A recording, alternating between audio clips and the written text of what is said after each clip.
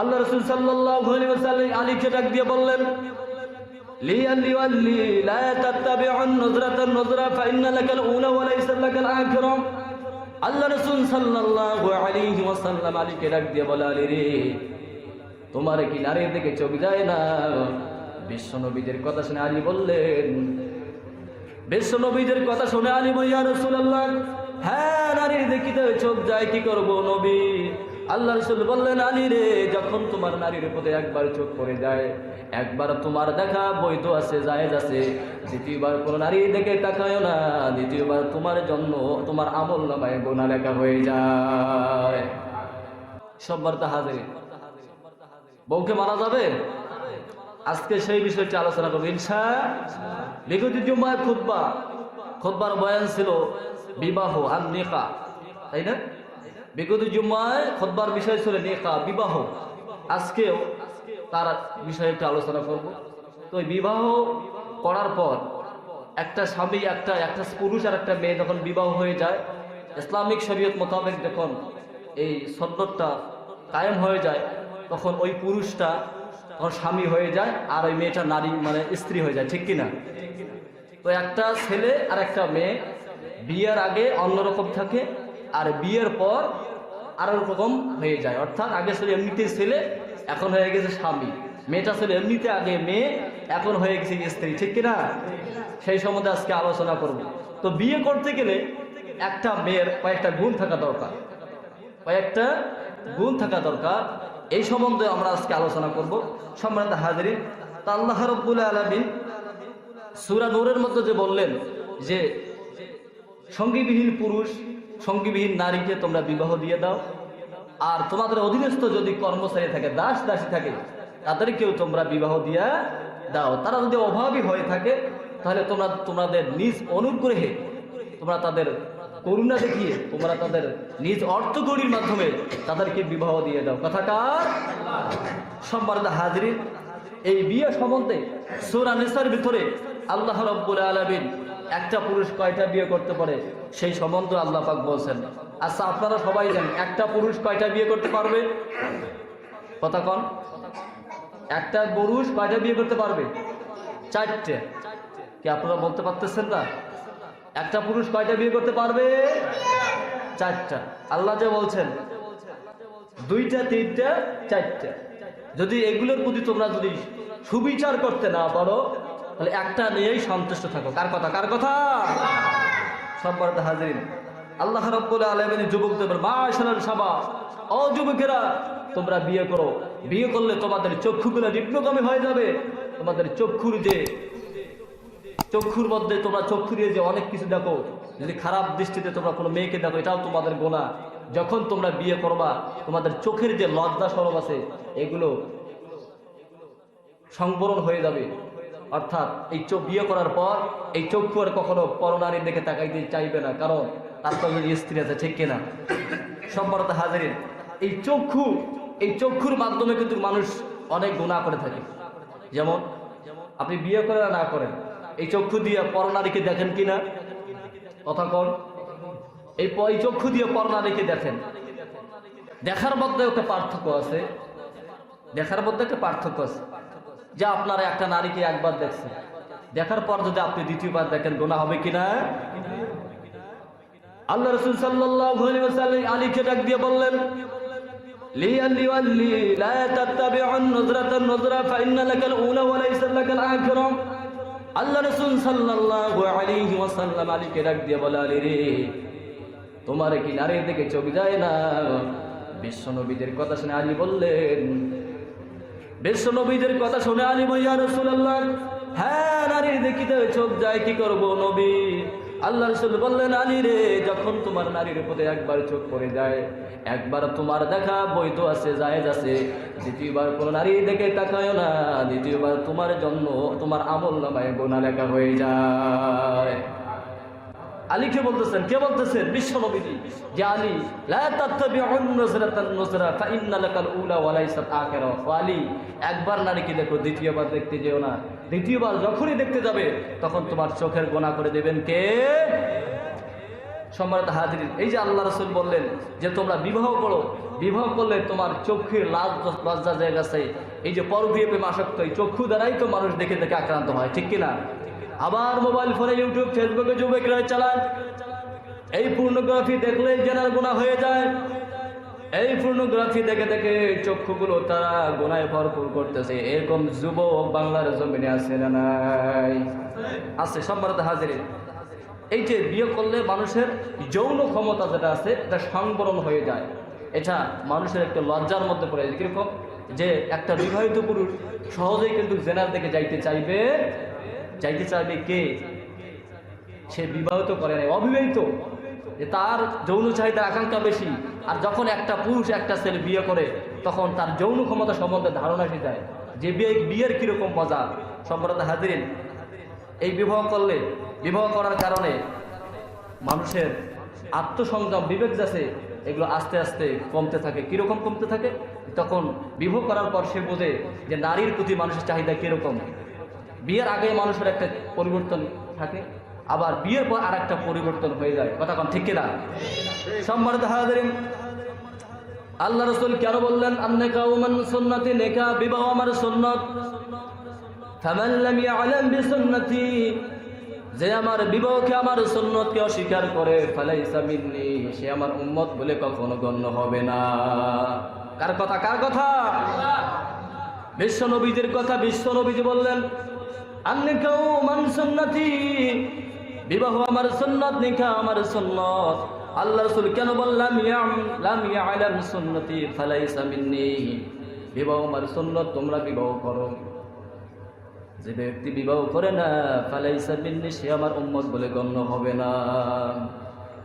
ওয়াতাদাউ ফাইন্নাহু মুকসিরুল বিকুমুল উমাম, আল্লাহ রাসূল বললেন তোমরা বিবাহ করো, কিয়ামতের ময়দানে জানো আমি নবী সব নবীর উম্মতের চেয়ে যেন আমার উম্মত বেশি হয়ে যায়, এই গর্বটা যেন আমি আল্লাহর কাছে তুলে ধরতে পারি।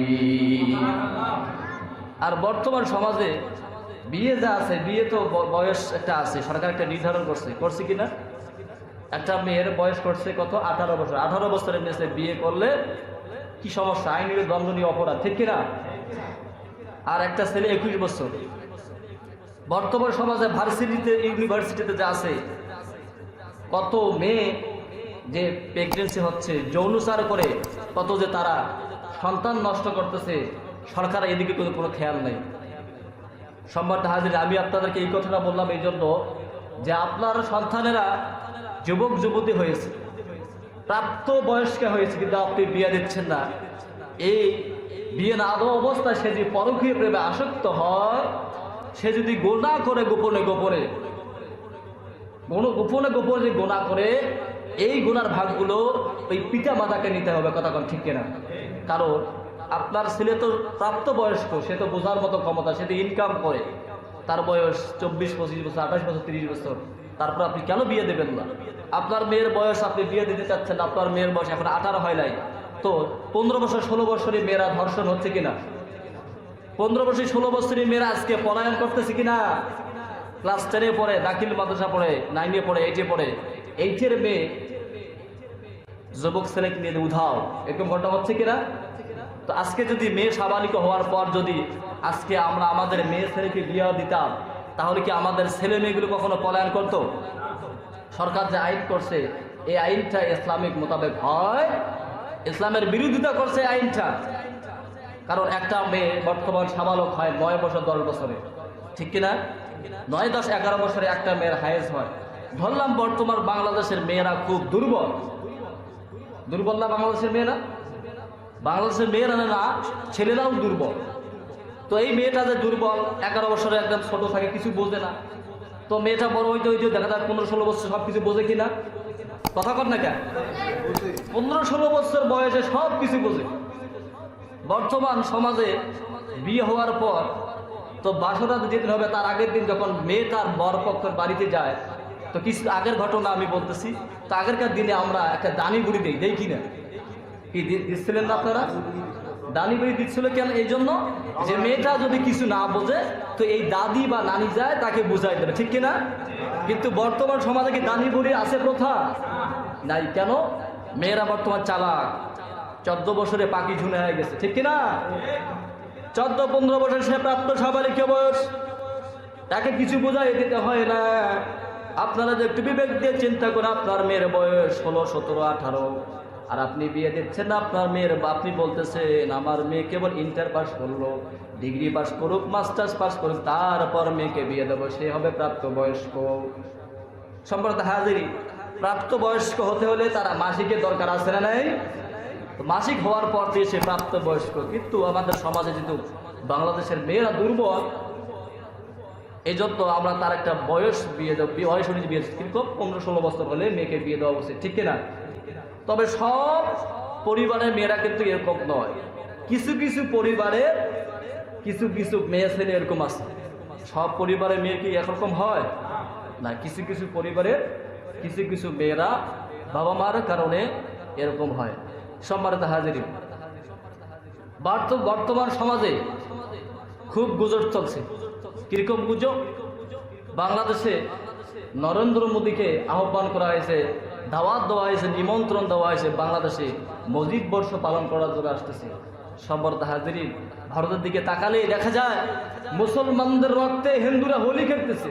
আর আমাদের দেশে কত সুন্দর, আমাদের নেত্রী ভালো, আমাদের সরকারও ভালো, আমরা মুসলমান জাতি, কখনো আমরা কি হিন্দুদের উপর আক্রমণ করছি? কথা কন, কখনোই আমরা হিন্দুদের উপর আক্রমণ করি নাই। বাংলাদেশে এমন একটা দেশ, আল্লাহর রহমত প্রাপ্ত দেশ, একই পুকুরে মুসলমান গোসল করে, একই পুকুরে হিন্দু গোসল করে, আসে না নাই? কিন্তু ভারতের দেখেন, ভারতের দিকে তাকান, মুসলমানেরা গরুর গোশত দিয়ে খাবার খেতে পারে না, গরুর গোশত রান্না করে খেতে পারে না। এমন একটা পজিশনে সেই ভারতের মধ্যে মুসলমানদেরকে লাঞ্ছিত করা হচ্ছে, রক্তাক্ত করা হচ্ছে। সেই দিল্লির খবর দেখেন, কাশ্মীরের খবর দেখেন, গুজরাটের খবর দেখেন, মুসলমানদেরকে তারা এমনভাবে নির্যাতন করতেছে। কোনো মুসলমান যদি গোপনে গোপনে গরুর গোশত এনে পাক করে খায়, পাশের বাড়ি হিন্দুরাও যদি এই গরুর গোশত সেন শোনে, সুঘ্রাণ শোনে, তাহলে তার বাড়ি ঘর শ্রদ্ধায় আগুন দিয়ে পুড়িয়ে দেওয়া হয়। সেই নাস্তিকদের নেতা নরেন্দ্র মোদীকে তো বাংলাদেশে আসতে দেওয়া যায় না, ঠিক কিনা? সারা বাংলাদেশের আলেম ওলামা থেকে শুরু করে যত ইসলামী দল আছে সবাই সরকারকে আহ্বান জানাচ্ছে যে এরকম নাস্তিককে, যে নাস্তিক মুসলমানদের রক্তে হোলি খেলতেছে, এরকম নাস্তিককে মুসলমানদের রাষ্ট্রে দাওয়াত দেওয়া যায় না। সম্মানিত হাজির, আমরা বলতে চাই, আপনি এই হিন্দুত্ববাদী সরকারকে দাওয়াত না দিয়ে আপনি সেই তুরস্কের প্রেসিডেন্ট, তুরস্কের প্রধানমন্ত্রী এরদোগানকে দাওয়াত দেন, আমরা সন্তুষ্ট আছি কিনা? আবার সৌদির বাদশাকে দাওয়াত দেন, আমরা রাজি আছি। পাকিস্তানের প্রধানমন্ত্রীকে দাওয়াত দেন, আমরা তাও সন্তুষ্ট আছি। কিন্তু আপনি এমন একজন রাষ্ট্রনায়ককে দাওয়াত দিয়ে আনতেছেন যে মুসলমানদের ক্ষতি করতেছে, কথা কোন ঠিক কিনা? সম্মানিত হাজিরিন, আমরা প্রধানমন্ত্রীকে বলতে চাই, আমাদের এই অর্থবর্ষীদের মুসল্লির পক্ষ থেকে আমরা বলতে চাই, এরকম কোন নাস্তিক বিরোধী ইসলামী দলের পক্ষে নয়, মুসলমানদের পক্ষে নয়, যে নেতা মুসলমানদের রক্তে হোলি খেলে, মুসলমানদেরকে কঠিনভাবে নির্যাতন করে, মুসলমানরা যে রাষ্ট্রের মধ্যে গরুর গোশত খেতে পারে না, এরকম নাস্তিককে বাংলার জমিনে আসতে দেওয়া যায় না, কথা ঠিক কিনা? সম্মানিত হাজিরিন, বর্তমান সমাজ হলে এরকম, আপনার যদি অর্থ সম্পদ থাকে, আপনি যদি ধনী হন, সমাজে মূল্যায়ন আছে। আর যদি আপনি অভাবী হন, আপনার যে অর্থ অগণী না থাকে, তাহলে সমাজে কিন্তু মূল্যায়ন পাওয়া যায় না, ঠিক কিনা? তদ্রূপ ভারত সরকার আমাদের পার্শ্ববর্তী, তো ভারত হলো অর্থশালী দেশ। বাংলাদেশ সরকার মনে করে ভারত যদি শুধু একটুখানি পারমাণবিক যে অস্ত্র দিয়ে একটা বার যদি বাংলাদেশে ফেলায় দেয়, তাহলে আমরা তো তামা হয়ে যাব। মুসলমান কি কোনো পারমাণবিক অস্ত্রকে ভয় করে? মুসলমান ভয় করে কাকে? মুসলমান ভয় করে আল্লাহকে। মুসলমানের একটা তাকবীর ধ্বনি যদি শুরু হয়ে যায়, তাহলে বাংলার জমিনে কোনো নাস্তিক, কোনো বেঈমান থাকতে পারবে না, ঠিক কিনা? সম্মানিত হাজিরিন, তুরস্কের প্রেসিডেন্ট এরদোগান বর্তমান সারা পৃথিবীর যত মুসলমান আছে, সেই মুসলমানদেরকে এক প্ল্যাটফর্মে আনার জন্য চেষ্টা করতেছে। আল্লাহ পাক যেন তেনার এই চেষ্টাকে সফল করে দেন, সকল আমিন। সম্মানিত হাজিরিন, রাসূলুল্লাহর হাদিস হলো যে বিবাহ করো, বিবাহের মধ্যে রহমত আছে, বরকত আছে। সম্মানিত হাজিরিন, আল্লাহ রাসূলের একজন সাহাবী ছিল, তার নাম হল হযরত উসমান ইবনে মাজউন রাদিয়াল্লাহু তাআলা আনহু। উসমান ইবনে মাজউন রাদিয়াল্লাহু তাআলা আনহু তিনি বিবাহ করতে চাইছিলেন না, তিনি বৈরাগ্য জীবন যাপন করতে চান। অর্থাৎ হিন্দুদের সাধু আছে না নাই, বৈরাগ্য জীবন যাপন করে। কিরকম যাপন করে?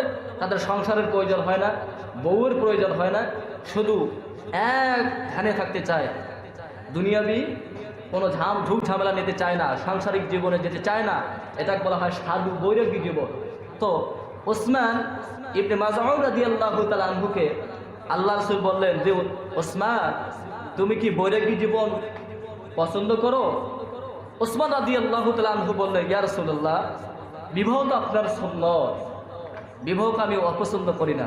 তো রাসূলুল্লাহ সাল্লাল্লাহু আলাইহি ওয়াসাল্লাম উসমান বললেন, ইয়া উসমান, ইন্নী লাম আমারু বিল হানিয়াতিল আরদিয়াতা আন সুন্নতি। আল্লাহ রাসূল বললেন যে উসমান, আমার বৈরাগ্য নির্দেশ দেওয়া হয়নি, আমাকে বৈরাগ্যের নির্দেশ দেওয়া হয়নি, অর্থাৎ আমাকে সাধুবাদী থাকার, বৈরাগ্য দেওয়ার এরকম নির্দেশ দেওয়া হয়নি। তুমি কি আমার সুন্নতকে অপছন্দ করো উসমান? তখন উসমান বললেন, লা ইয়া রাসূলুল্লাহ, আমি আপনার সুন্নতকে অপছন্দ করি না। তখন আল্লাহ রাসূল বললেন, ক্বালা ইন মিন সুন্নতি আন উসাল্লা, যে উসমান, আমি রাত্রিবেলা তাহাজ্জুদ করি, অর্থাৎ রাত্রিবেলা সালাত আদায় করি, আবার কিছুক্ষণ ঘুমাই যাই। কার কথা? বিশ্ব নবীজি বলতেছেন যে আমি রাত্রিবেলা তাহাজ্জুদের নামাজ আদায় করি, আবার কিছুক্ষণ ঘুমাই যাই। পরে আল্লাহ রাসূল বললেন, ওয়ালা আসুমুত তাআম, আবার মাঝে মাঝে সিয়াম রাখি, আবার খাবার খাইয়ে রোজা ছেড়ে দেই। আবার বিশ্ব নবীজি বললেন, ওয়ানকিহু, আমি বিবাহ করি, ওয়ানতালা, এবং মাঝে মাঝে বিবাহ বিচ্ছেদ করে দেই। অর্থাৎ আপনি বিবাহ করতে পারবেন, প্রয়োজন অনুযায়ী আপনার যদি স্ত্রীকে ভালো না লাগে তাহলে তালাক দিতে পারবেন। বিশ্ব নবীজি বলতেছেন যে মাঝে মাঝে আমি সালাত আদায় করি, আবার কিছুক্ষণ ঘুমাই, আবার রমজানের বাহিরে আমি মাঝে মাঝে সিয়াম রাখি, আবার সিয়াম ছেড়ে খাবার খাই। সম্মানিত হাজির, আল্লাহ রাসূল পরে বলেন, আমি বিবাহ করি, আবার বিচ্ছেদ করে, অর্থাৎ তালাক দেই। ফামান রাগিবা আন সুন্নতি ফালাইসা মিন্নি, আল্লাহ রাসূল বললেন যে তারা আমার এই সুন্নতগুলোকে অস্বীকার করবে, তার সাথে আমার কোনো সম্পর্ক থাকবে না। সম্মানিত হাজিরিন, রাসূলুল্লাহ সাল্লাল্লাহু আলাইহি ওয়াসাল্লাম সফরে গেলেন। সফর থেকে আসার পর তিনি শুনতে পেলেন যে আল্লাহ রাসূলের বিবিদের কাছে তিনজন লোক আসলো। কয়জন? তিনজন লোক আসে। আল্লাহ রাসূল ঘটনাটা শুনলেন। ঘটনা শোনার পর সেই তিনজন লোককে ডাক দিলেন। বুখারীর হাদিস বলতেছি, আল্লাহ রাসূল সাল্লাল্লাহু আলাইহি ওয়াসাল্লাম বিশ্ব নবীজি তিনজন লোককে ডাক দিয়ে বললেন, তোমরা নাকি আমার স্ত্রীর নিকট এসেছিলাম? তারা বলল, আল্লাহ রাসূল, আমরা আপনার বিবির নিকট গিয়েছিলাম, আপনার ইবাদত সম্পর্কে আমরা জিজ্ঞেস করলাম। যখন আপনার বিবিরা আপনার ইবাদত সম্পর্কে বলল, তখন আমরা মনে মনে ভাবলাম বিশ্ব নবীজির আগের গুনাহ মাফ, পরের গুনাহ মাফ। বিশ্ব নবীজি এত ইবাদত করেন, তার তুলনায় আমরা হতে পারি না। আল্লাহ রাসূলের চেয়েও আমাদেরকে বেশি ইবাদত করা লাগবে। তিনজন সাহাবী বলতেছেন, ওগো আল্লাহর নবী, আপনি তো বেশি ইবাদত করেন, তো বেশি ইবাদত করার কারণে আল্লাহ আগের গুনাহ মাফ করে দিয়েছেন, পিছনের গুনাহ আপনার মাফ করে দিয়েছেন, তদ্রূপ আপনার সাথে আবার চলে না। ইয়া রাসূলুল্লাহ, আপনি বেশি আমল করতেন, আপনার চেয়েও আমাদেরকে বেশি আমল করা লাগবে, যাতে করে আমরা কিয়ামতের ময়দানে আল্লাহর কাছে আমরা নাজাত পেয়ে যাই। কন্যা সুবহানাল্লাহ। আল্লাহ রাসূল সাল্লাল্লাহু আলাইহি সাল্লাম বললেন, কিরকম তোমরা আমল করতে চাও একটু বলো। এবার তিনজন লোক বলল, আল্লাহর নবী, আমরা সিদ্ধান্ত করলাম। একজন বলে উঠলো, আমি সারা রাত্রি তাহাজ্জুদের নামাজ আদায় করব, ঘুমাবো না। একজন বলল, সারা রাত্রি আমি তাহাজ্জুদের নামাজ আদায় করব, আমি ঘুমাবো। আরেকজন বলে উঠলো, আল্লাহর নবী, সারা মাস আমি সিয়াম রেখে কাটিয়ে দিতে চাই গো আল্লাহর নবী, আমি কখনো কোনো মাসে একটা রোজাও মিস করব না গো আল্লাহর নবী। এবার তৃতীয় লোক বলো, ইয়া রাসূলুল্লাহ, আমার সাংসারিক জীবন ভালো লাগে না, আমি আপনার সুন্নত, অর্থাৎ আমি বিবাহ করতে চাই না, সংসার ত্যাগ করে আমি শুধু আল্লাহর জিকিরে মশগুল করতে চাই। আল্লাহ রাসূল তখন বলে, না, আমার সুন্নত এটা নয়, আমার সুন্নত হলো গভীর রাতে যদি তাহাজ্জুদের নামাজ পড়তেছে ভালো, সারা রাত্রি তাহাজ্জুদের নামাজ পড়বে না, কারণ সারা রাত্রি যদি তাহাজ্জুদের নামাজ পড়ো তখন তোমার বিবির হক নষ্ট হয়ে যেতে পারে, ঠিক কিনা? রাত্রিবেলায় যেমন আমি রাত্রিবেলায় কিছুক্ষণ ঘুমাই, আবার কিছুক্ষণ তাহাজ্জুদের নামাজ পড়ে আমার বিবির হক আদায় করি। দ্বিতীয় জন লোককে বলল, ও তুমি সারা মাস তুমি রোজা রাখতে যাচ্ছ? কখনোই নয়, কখনোই নয়। আমি নবীর দিকে তাকাও, আমি নবী মাসের বেশিরভাগ আমি রোজা রাখি, কখনো রোজা রাখি, কখনো রোজা ছেড়ে দে, আবার খাবার খেয়ে আমি রোজা ভেঙে ফেলি। কখনো তিনি রোজা রাখতেন, আবার কখনো রোজা রাখতেন। 3 নম্বর হলো, তুমি আমার সুন্নতকে কেন অস্বীকার করতে চাও? তুমি কেন বিবাহ করতে চাও না? তুমি কি জানো না, মান সুন্নতি ফামান লাম ইয়ালাম বিসুন্নতি ফালাইসা মিন্নি? তুমি কি জানো না, আমার নিকাহ হলো আমার সুন্নত, বিবাহ হলো আমার সুন্নত। তুমি যদি আমার নিকাহকে, আমার সুন্নতকে অস্বীকার করো, তোমার সাথে আমার সম্পর্ক নাই। তখন বিশ্বনবীজির কথা শুনে 3 জন সাহাবী বুঝতে পারলেন, তারা সংশোধন হয়ে এরকম